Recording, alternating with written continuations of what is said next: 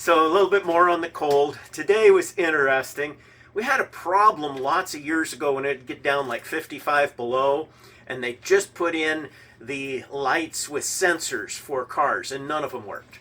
And so it was quite a problem, and the lights would just go wonky and just end up after a little while going all to red, I think it was. Well, they didn't do that today.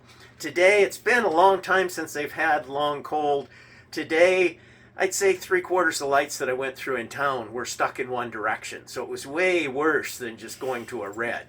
And apparently they've different sensors. There are not as many heaters in the control box. Something's wrong. Hopefully they'll fix their designs on that.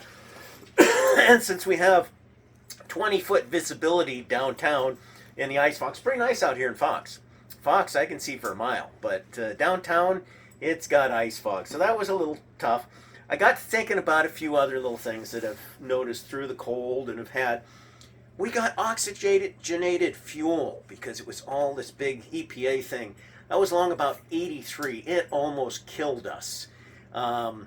Anyway, so it only made it one winter here. And there was enough complaints that actually something was done because it really increased the pollution in the air. It was, you could not breathe the year that we had this oxygenated fuel that was supposed to make everything better. It didn't work in the cold. It may have worked in warm places where it was invented in California or somewhere, but it did not work here. Number 2 versus number 1 fuel. Heating oil, diesel, whatever. Number 2 fuel can vary a little bit, and so can number 1. Some of your number 1s, if they're not very good, will gel up at 50 below when they really shouldn't even gel up at 80 below. Your number 2s, they will vary. Summer, winter grade number 2s. You might have a number 2 that gels. About the worst I've seen was 15 above where it gelled. And normally they'll be gelling down around 0. But they can be a problem. They have these additives that you put into the number 2 to make it so it will run at low temperature. I've never seen that work. I've seen a whole bunch of vehicles. It don't work. If you have that problem, bring it in a shop, get it warmed up, drain it out, put in real fuel, run it a little bit, start over. There was one of the refining companies that had sold a whole bunch of fuel here in Fairbanks, again in the 80s. And they had sold number 2 with these super additives that were supposed to make it work, and they had lawsuits and all kinds of money they had to pay back to people because it was a nightmare again. Something that was mentioned was cracking windows. And a friend of mine, Chuck, that had made that in the comments, I'd forgot about that. When you first go out of a nice warm shop or something, you crack your window a little bit, let that first air that has more moisture from the shop vent out, and it will reduce the freezing of the frost on your windshield. Similar thing that I used to do when it was 50 below, my Willys. It basically had no defroster. It was just worthless. And I didn't have an auxiliary heater. The doors didn't shut good. So I would roll all the windows down. So you roll all the windows down and you bundle up extra good, and you just have this windscreen in front of you, and don't get too close to the window so you don't frost the window up, and it'll stay clear. As long as you just don't let the moisture, it turns right to ice inside of the vehicle and goes right out because I'd roll the windows down.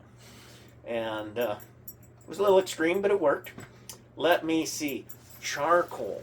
Putting charcoal or a wood fire in a little container, put that underneath your oil pan is another way to heat up your engine and get it going. Winter fronts. A lot of vehicles, you'll have a winter front instead of the cardboard like we did. And usually there's enough extra air and stuff that gets around, they don't work as good as the cardboard. But they have a big advantage that you don't forget them in the spring. Because every time you walk to your vehicle, you see it there. Where the cardboard, a few people have ruined their vehicles by forgetting about the cardboard until they way overheated it and burn up the engine. So if it's really cold, the best is having both. You know, that's really good. But almost nobody has both. Let me see. Oh, there was another one I made a note here.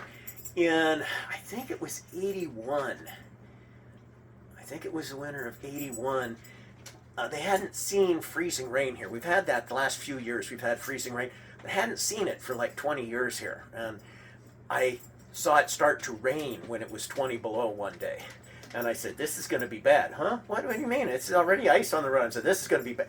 It was like somebody took a magnet and pulled all the cars off the road because nobody was used to it. They were driving just normal on this, and I was like, this isn't, and it was bad too. It was one of the worst freezing rain situations I've seen. I was driving mostly off the road in my power wagon because the road was it was slick. It was bad. Anti-lock brakes. Anti-lock brakes, some of them are okay, but a lot of them will really give you a problem because it will sense that one wheel slips just a little bit and then it'll take away all your braking.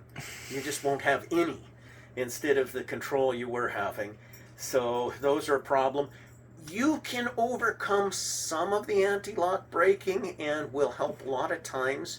Actually, if you have a standard four-wheel drive that you can kick in four-wheel drive, because the fact that all of your wheels are at least somewhat connected together in the drive, it doesn't let one lock up quite as easy as when you have a two-wheel drive. Also, if you have a two-wheel drive, automatic, you're coming up to a stoplight, a lot of times you need to kick it into neutral in the old pickups and things because the back end will keep driving enough to push the front end on through. Oxygenated anti-lock. Down. Yeah, that's about it. A few little things about the cold weather and driving. Along with the freezing signal lights in town, stoplights. The Fox Spring froze up too. I've stopped there to get water. One of the nozzles is froze. The other one was still working. It's the one that usually freezes is the one that was working today. So things happen when it gets cold, or don't. In this case, it was a don't happen.